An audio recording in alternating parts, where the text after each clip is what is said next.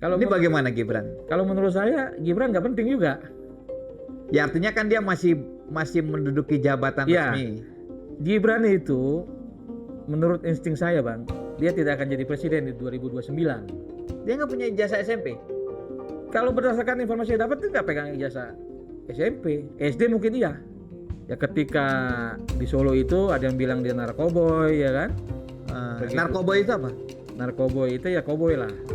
Ketika isu tentang ijazah Gibran ini luar biasa, tapi Prabowo tetap menampung Gibran, artinya harga diri Prabowo jatuh Pak. Rezim keluarga Jokowi ini luar biasa jahatnya gitu Bang.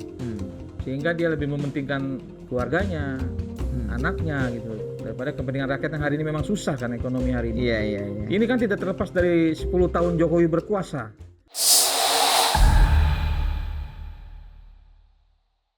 Bismillahirrahmanirrahim. Assalamualaikum warahmatullahi wabarakatuh. Kawan-kawan pejuang obor rakyat, ini soal ijazah Pak Jokowi belum beres. Ditambah lagi ini ada masalah ijazahnya Gibran juga masih tanda tanya besar. Di studio perjuangan obor rakyat sudah hadir seorang tersangka, ini pejuang yang luar biasa. Tapi sampai sekarang masih jadi tersangka ya kan. Belum jelas juga status tersangkanya. Selamat datang Bung Rustam Effendi Piliang. Salaman dulu Pak Rustam. Terima kasih abangku. Menyala abangku. Menyala abangku. Iya. Bang Rustam ini status tersangkanya masih nyangkut belum P21, sudah ada kesepakatan nama Jokowi atau gimana ini? Jadi P21 itu memang sepertinya kayaknya masih lama kayak Bang. Karena beberapa hari yang lalu saya tanya ke penyidik, Bang ini status saya bagaimana nih, nggak jelas begini gitu kan. Kalau memang mau maju, maju gitu kan. Kalau saya mau mundur, mundur saya bilang. Dia bilang tenang aja Bang Rustam, masih bisa ngerokok 1000 batang lagi gitu kan. Tapi artinya saya melihat mungkin ini masih menunggu Rosuryo atau Dr. Tifa gitu kan. Tapi buat saya pribadi dan Kang Rijal Fadilah, Ibu Kurnia, kita siap menghadapi apapun yang terjadi gitu loh. Yang penting Jokowi hadir di pengadilan. Nah, itu yang kita perjuangkan dari dulu, Bang. Dan saya rasa juga rakyat berharap seperti itu. Jangan sampai Jokowi tidak datang ke pengadilan gitu dengan cara-cara licik dia lah mengolah situasi ini sehingga dia tidak hadir di pengadilan. Makanya saya bilang penyidik, saya siap kapan dan waktunya kapan saja kita siap gitu untuk menghadapi Jokowi gitu loh. Iya. Walaupun kita beresiko, kita ambil resiko itu. Yang penting Jokowi harus hadir di pengadilan gitu. Iya. Jadi klaster Anda, Rustam, Bu Kurnia ya dan Pak Rizal. Pak Rizal Fadilah. Ini satu klaster masih berstatus tersangka, belum jelas kapan dilimpahkan ke kejaksaan P21. Iya. Iya ini. Ini karena arahan Jokowi atau karena berkasnya belum lengkap? Kalau itu saya kurang paham Bang, berkas atau belum lengkap atau bagaimana. Cuman kalau arahan Jokowi saya rasa Jokowi juga buat menghadapi kita juga takut-takut juga Bang. Karena kita kan yang memang minta berhadapan-hadapan dengan Jokowi gitu loh. Paling tidak saya bisa ketemu dengan Jokowi begini kan kayaknya mantap banget kan Bang. Iya. Saya cuma tanya gigi Ginsulnya tuh gigi siapa tuh kan gitu dari foto itu gitu kan Bang. Iya. Saya rasa dia nggak akan bisa bantah itu gitu loh Bang. Apalagi selama ini kan saya kejar siapa pembuat ijazah itu. Iya. Artinya dia bisa bilang, polisi bilang identik, UGM bilang itu asli. Tapi pembuatnya saya tahu kok, si Eko. Eko PKI. Eko PKI? Siapa itu Eko PKI? Eko PKI itu kalau namanya sih Eko Sulistyo, mantan ketua KPUD Solo 2005 Bang. Nah terus dibawa ke Jokowi 2012 untuk mencalonkan Jokowi jadi gubernur gitu loh. Nah saya melihat Eko ini mempunyai peran penting Bang ketika berkas yang disiapkan ke 2012 itu kurang komplit. Nah disitulah saya menginvestigasi kalau Eko itu berusaha untuk supaya ijazah itu komplit, siap untuk dikasih ke Denny Iskandar gitu loh. Tadi Anda menyebut Eko PKI. PKI itu apa, Bang Rustam? PKI itu yang kita sama-sama mengetahui lah. Itu adalah suatu peristiwa yang terjadi di dahulu kala gitu loh. Oh, bukan Persatuan Karate Indonesia, bukan. Bukan. Ya PKI itu Partai Komunis Indonesia. ya seperti Oke. itu. Artinya memang di kalangan kita ini aktivis ini ada orang yang memang berasal dari ideologi itu Kiri. kiri dan ada yang ideologi lain gitu loh. Hmm. Jadi artinya Eko ini saya melihatnya itu memang dia dari ideologi kiri. Nah, ketika Eko ini menjadi ketua KPUD Solo 2005 itu, nah, disitulah saya melihat kerancuan daripada berkas yang diterima. Karena informasi yang saya dapat itu ketika saya dengan Bang Bitor berdiskusi, dia pernah bilang kalau dia pernah bertanya dengan Eko Sulistyo, Eko Panjul, Eko PKI itu bahwa Eko itu menerima dua berkas ijazah. Artinya dokter Andes dan insinyur. Nah, ketika ketemu kemarin itu saya sempat bertanya sama Eko, Mas Eko ini ketika KPUD Solo, Jokowi kasih berkas apa? Dia bilang, saya terima fotokopi yang dilegalisir, insinyur. Terus saya bilang, bukankah Bang Bito pernah bertanya kalau Mas Eko bilang mengasih 2 berkas ijazah? Dia langsung agak panik di situ, agak mulai menggelegar lah gitu. Yang padahal sebelumnya dia terkesan saat ketemu dengan saya itu seolah-olah dia sangat menyembunyikan sesuatu lah. Kemarin itu mimik wajahnya seolah-olah dia merasa saya tidak melakukan itu. Saya tidak membuat ijazah itu. Padahal investigasi yang saya dapat, Bang, Eko itu diduga kuat terlibat dalam pembuatan ijazah. Pembuatan ijazah palsu Jokowi di Pasar Pramuka. Sebelum ke sana nih, Bang Rustam. Tuduhan ke Eko itu dengan label Eko PKI itu kan serius. Anda punya bukti apa? Sekarang begini. Jadi hal PKI itu sekarang ini bukan jadi hal yang luar biasa. Hal yang biasa saja. Ya. Ketika Jokowi meminta maaf kepada PKI, artinya clear. PKI itu biasa-biasa aja. Kita berteman dengan kawan-kawan PKI biasa aja. Tinggal bagaimana kita berpikir PKI itu seperti apa gitu loh. Tapi dalam hal pembuatan ijazah ini berbeda kalau menurut saya. Menurut keyakinan saya, Eko ini dengan ideologi kirinya dia mempunyai kelebihan berani melakukan sesuatu yang di luar keberanian orang seperti saya, seperti Abang gitu loh. Misalkan dia berani membuat ijazah itu. Ini kan sangat luar biasa gitu. Artinya memang kita melihat orang-orang kiri ini memang punya kelebihan untuk itu gitu loh. Ya sebagaimana juga kita lihat Pak Jokowi, kita lihat Jokowi yang begitu seolah-olah seperti ini padahal luar biasa pembohongnya kan gitu kan. Apa sih yang tidak Jokowi buat berbohong kepada Republik ini? Nah, saya melihat di wajah Eko saat saya ketemu Eko adalah fisik yang kasar daripada Jokowi. Tapi saya melihat dalamnya pun hampir mirip Jokowi. Operatornya ya. Dia. Kemarin Anda ketemu Eko, dia nggak marah. Bang Rustam sebut dia Eko PKI, bikin ijazah di Pramuka, dia nggak marah ya? Ya itulah kelebihannya Eko. Artinya ketika saya bilang PKI dia nggak marah, toh berarti dia PKI kan? Dia menerima itu dan saya bilang, saya nggak peduli Mas Eko PKI atau bukan, saya bilang, tapi dia nggak marah. Dan dia cukup santai mendengar kalimat itu gitu loh. Artinya memang karena kawan-kawan juga tahu dia PKI ya dia terima aja gitu. Jadi bukan hal yang menurut saya menyakitkan dia. Karena memang dia PKI kalau menurut saya seperti itu. Itu kemarin ketemu di mana ya kemarin teh? Itu kemarin tuh di acaranya Bang Isti Nugroho. Pembacaan puisi itu ya? Baca puisi di tim gitu loh. Ya kawannya Abang juga Bang Isti. Iya. Dan ketika selesai dari acara itu Bang Isti bilang saya, dia akan mempertemukan saya dengan Eko gitu loh. Tapi karena saya udah buat video yang cukup ramai, sehingga setelah selesai itu saya cari Eko kemana? Eko langsung pulang. Nah, artinya saya melihat Eko dia menghindar dari apa yang saya mau tanyakan lebih dalam. Nah dari situ saya melihat ternyata Eko ini tidak lebih jauh dari Jokowi gitu loh. Pinter bernarasi, pinter membuat sesuatu seolah-olah tidak. Padahal memang iya kalau menurut saya seperti itu, Bang. Bung Rustam kan menyebut bahwa Eko lah yang membuat ijazah Jokowi di Pasar Pramuka. Ketika itu ditanyakan langsung dengan Eko kemarin, apa respon dia?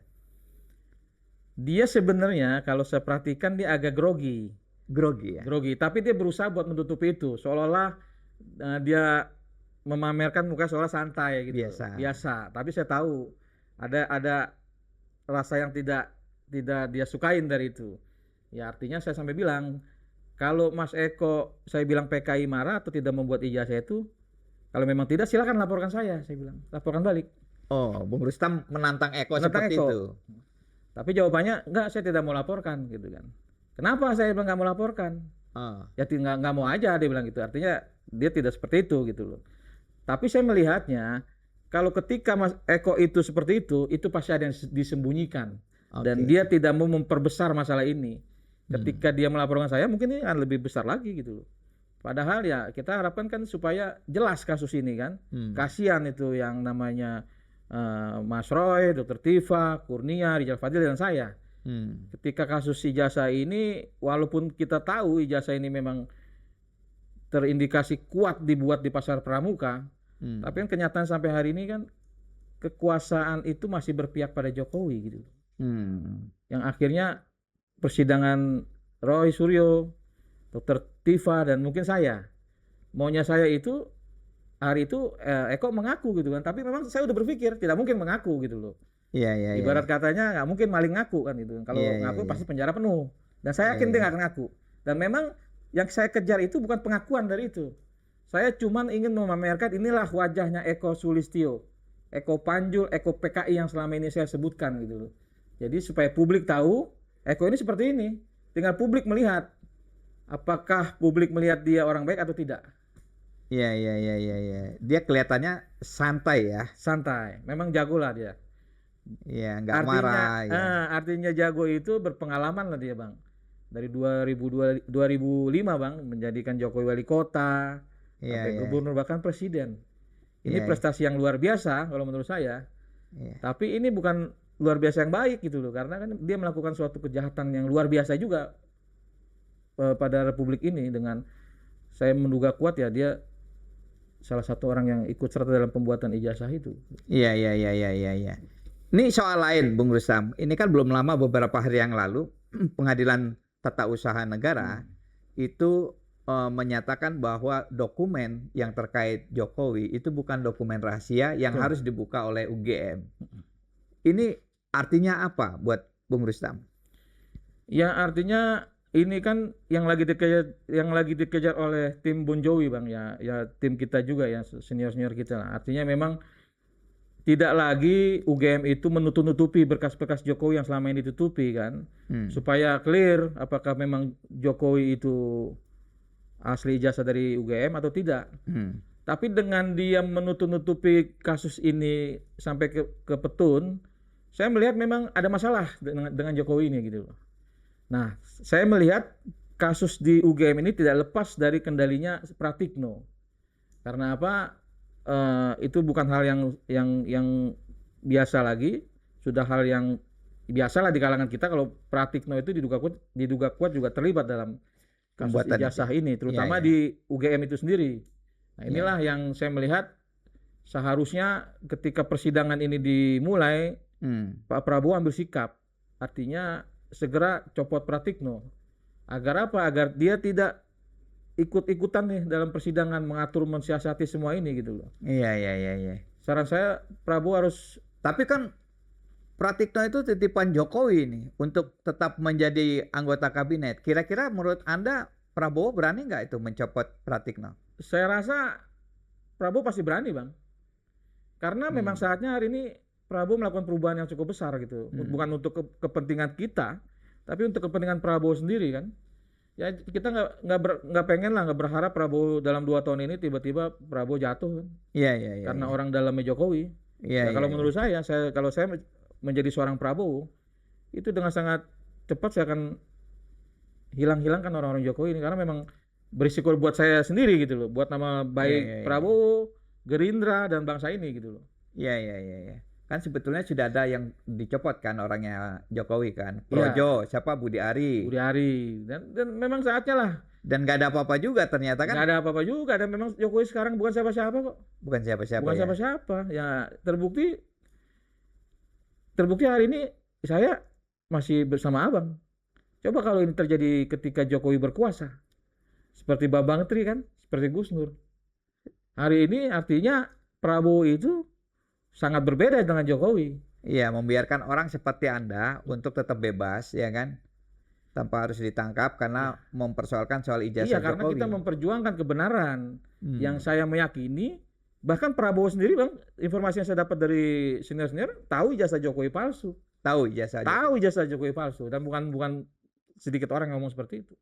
Tinggal bagaimana Prabowo itu melakukan tindakan yang berani atau tidak. Iya. Jadi artinya saya melihat Prabowo ini membiarkan kita berjuang, tapi dia tidak ikut campur. Dia tidak mau semua. Dia kasih lapangan untuk orang bertarung. Iya, saya rasa Prabowo lebih cerdas dari Jokowi lah. Iya. Nah, kembali ke soal pengadilan tata usaha negara tadi, ini menarik bahwa kemudian kan pengadilan tata usaha negara menyatakan dokumen tentang Pak Jokowi harus dibuka. Apa yang akan teman-teman lakukan terhadap UGM?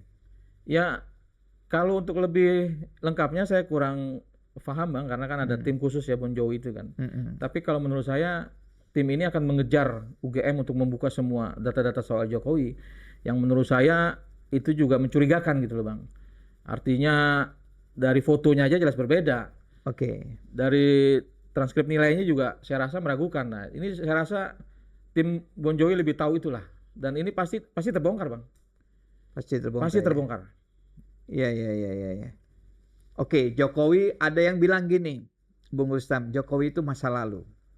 Yang lebih penting adalah Gibran. Ini bagaimana Gibran? Kalau menurut saya Gibran nggak penting juga. Ya artinya kan dia masih menduduki jabatan resmi. Gibran itu menurut insting saya bang, dia tidak akan jadi presiden di 2029. Karena apa? Karena hari ini udah terbongkar kok, ijazahnya nggak sampai SMA. Bahkan banyak yang bilang ijazah hanya sampai SD. Dia nggak punya ijazah SMP. Kalau berdasarkan informasi yang dapat, dia nggak pegang ijazah SMP. SD mungkin iya. Jadi itu kan tujuannya berseliweran ijazah soal Gibran. Dia SMA aja nggak ada. Ya kalau itu confirm. Nah, tapi kalau saya malah melihat dia tidak pegang ijazah SMP. Kalau itu confirm. Saya sudah membaca surat keterangan dari Sekretaris Direktorat Jenderal Dikdasmen Pendidikan Dasar dan Menengah yang menyebut soal bahwa pengetahuan Gibran Rakabuming Raka dianggap setara. Jadi dia memang tidak punya ijazah SMA. Ya. Jadi pengetahuannya, isi otaknya dianggap setara. Itu agak aneh surat keterangan itu, menurut saya agak aneh. Kok bisa ada surat keterangan itu? Itulah permasalahan yang harus kita selesaikan bersama, Bang.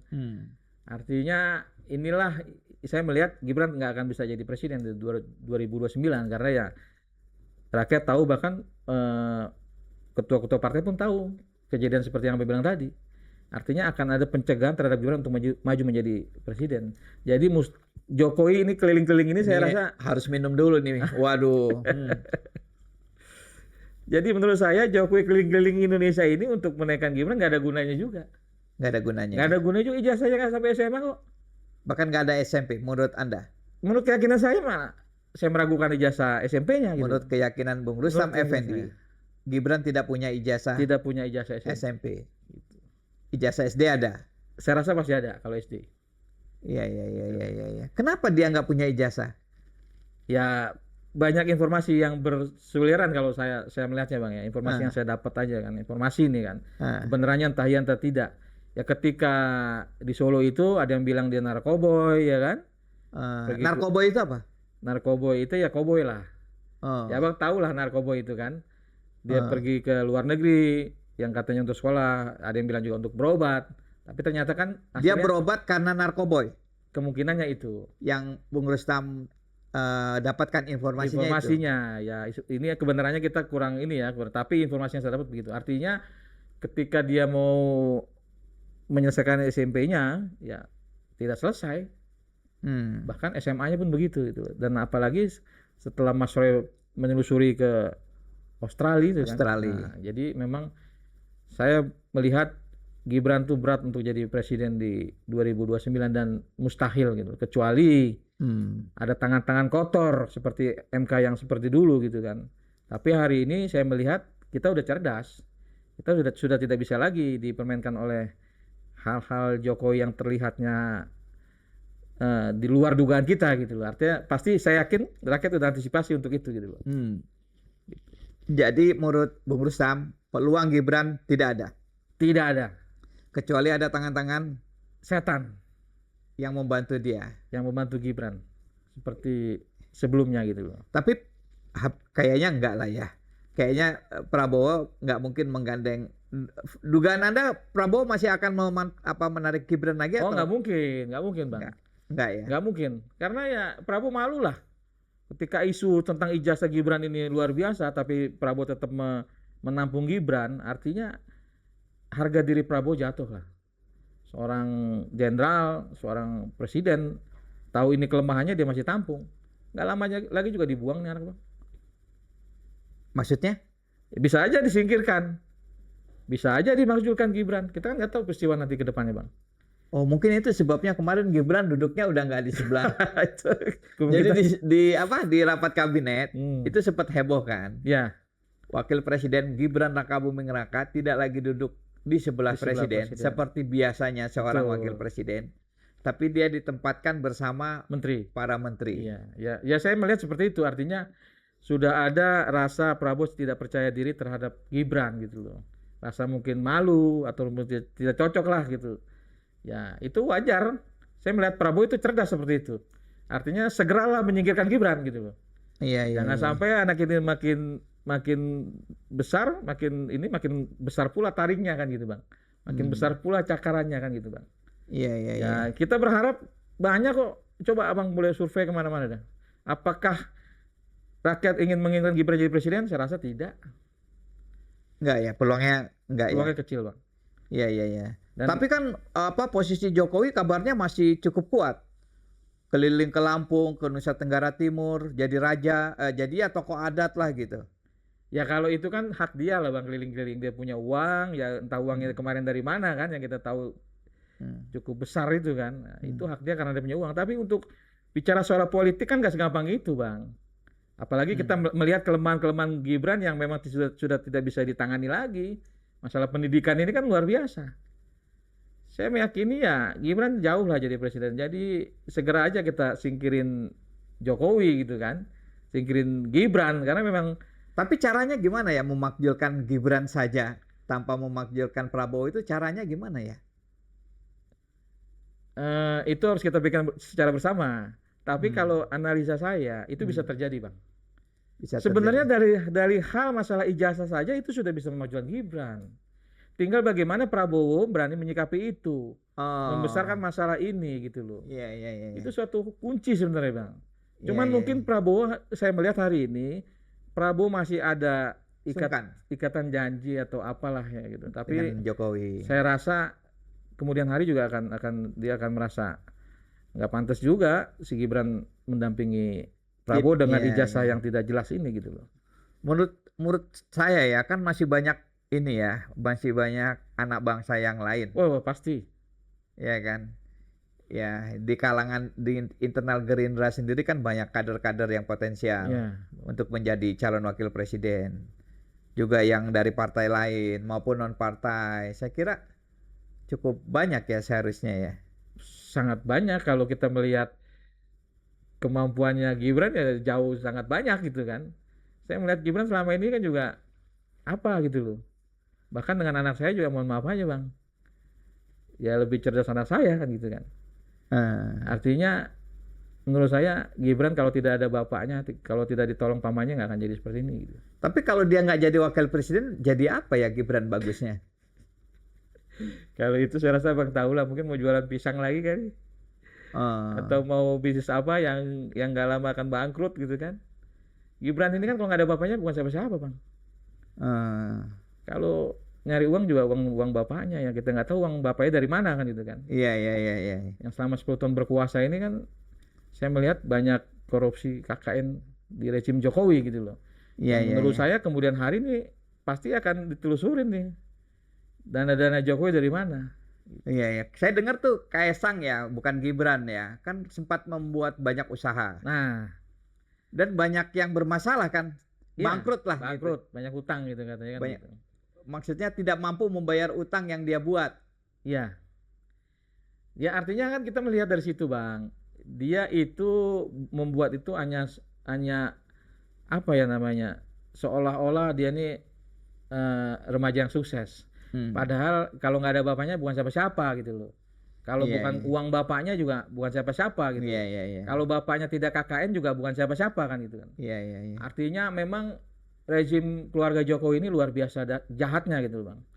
Sehingga dia lebih mementingkan keluarganya, anaknya gitu loh, daripada kepentingan rakyat yang hari ini memang susah kan ekonomi hari ini. Iya, iya, iya. Ini kan tidak terlepas dari 10 tahun Jokowi berkuasa. Iya, iya. Sehingga Prabowo dengan anggaran yang minim menjalankan pemerintahan ya sangat sulit untuk bergerak Iya, gitu iya, loh. Dan ada campur tangan Jokowi juga masalah MBG juga kan begitu Bang. Iya, iya, iya. Pelantikan MBG itu si Dadang itu kan. Iya, iya, iya. Jadi memang kejahatan 10 tahun Jokowi ini imbasnya mungkin bisa 20 atau 30 tahun ke depan lagi. Iya, iya, iya. Katakanlah Gibran atau Kaisang nggak penting lah ya. Sebetulnya kan yang paling lebih berperan Jokowi ya. Di keluarga itu kan masih Pak Jokowi. Kalau Anda melihat hubungan Jokowi dengan Prabowo hari ini bagaimana ya? Masih seperti yang dulu atau mereka sudah pecah kongsi gitu atau bagaimana? Kalau saya melihatnya dari kasus ijazah ini aja Bang, Prabowo juga udah mulai menjaga jarak gitu loh. Menjaga jarak. Menjaga jarak dengan Jokowi. Artinya Prabowo kan juga tahu itu ijazah itu palsu gitu loh. Artinya selama ini juga Prabowo juga merasa lu bohongin gua juga lu. Kalau enggak gua jadi presiden dari kemarin-kemarin kan gitu kan. Dari 2014 ya. Jadi artinya memang saya melihat Prabowo akan mulai menjaga jarak dengan Jokowi, akan membatasi diri. Karena nggak ada untungnya juga Bang. Berdekatan dengan Jokowi hanya menambah beban Prabowo aja gitu loh. Nggak ada untungnya. Nggak ada untungnya. Justru kalau Jokowi disingkirkan ini, Prabowo akan cepat terbang tinggi. Iya, menaikkan lagi pollingnya. Iya, dia akan lebih bisa terbang tinggi, akan lebih bisa mengatur negara ini dengan baik gitu loh. Menurut saya Jokowi memang harus diadili dan ditangkap. Dan Prabowo saya yakin mampu, berani. Iya, ya kan ini lagi rame juga nih isu polling Prabowo turun. Bahkan ada info ya tersalib atau ya so-so dengan Deddy Mulyadi. Apakah penurunan hasil polling Prabowo ini ada kaitannya karena dia masih bersama Jokowi? Ya bisa juga Bang. Karena gini, rakyat ini kan separuh-separuh dengan Prabowo, separuh percaya, separuh tidak. Karena tuntutan rakyat hari ini untuk mengadili Jokowi kan tidak terpenuhi. Belum terpenuhi dan janji-janji Prabowo juga kan terhambat. Gara-gara saya melihat ini Prabowo masih berdekatan dengan Jokowi gitu. Tapi ketika Jokowi disingkirkan, saya rasa Prabowo akan cepat fallingnya akan cepat naik, rebound lagi. Nah, dia akan berani mengambil tindakan yang memang untuk kepentingan orang banyak.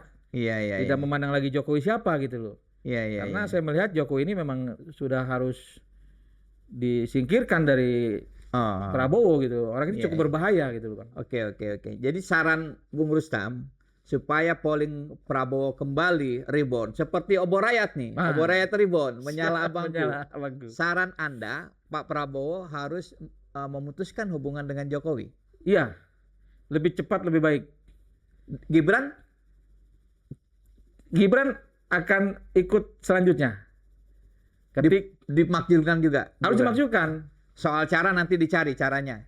Caranya pasti ada jalan yang terbaik gitu loh. Karena rakyat juga sebenarnya di bawah ini Bang, rakyat juga sudah tidak suka lah dengan Gibran gitu. Rakyat muak juga dengan Gibran. Artinya Gibran ini ya kita tahu lah kemampuannya gitu loh. Dengan ijazahnya aja yang tidak jelas ini kan artinya melanggar undang-undang gitu loh. Seharusnya Prabowo ambil sikap ini. Segera copot. Dan menjadi beban buat pemerintahan Prabowo. Pasti. Dan memang menurut saya ya segera. Kalau Prabowo mau selamat, segera makzulkan Gibran. Oke. Luar biasa Bung Rustam. Mudah-mudahan perjuangan Anda sukses. Amin. Menyala abangku. Menyala abangku. Oke, kawan-kawan. Pejuang obor rakyat. Ini luar biasa nih, Rustam Effendi Piliang, tersangka ijazah Jokowi yang sampai hari ini belum dilimpahkan kejaksaan justru dia meminta Jokowi disingkirkan, Gibran dimakzulkan. Luar biasa, nanti mungkin tersangkanya nambah ini. Mungkin loh ya. Nah, tidak mungkin. Tidak mungkin ya, nggak mungkin. Oke, mudah-mudahan diskusi ini bermanfaat. Wassalamualaikum warahmatullahi wabarakatuh.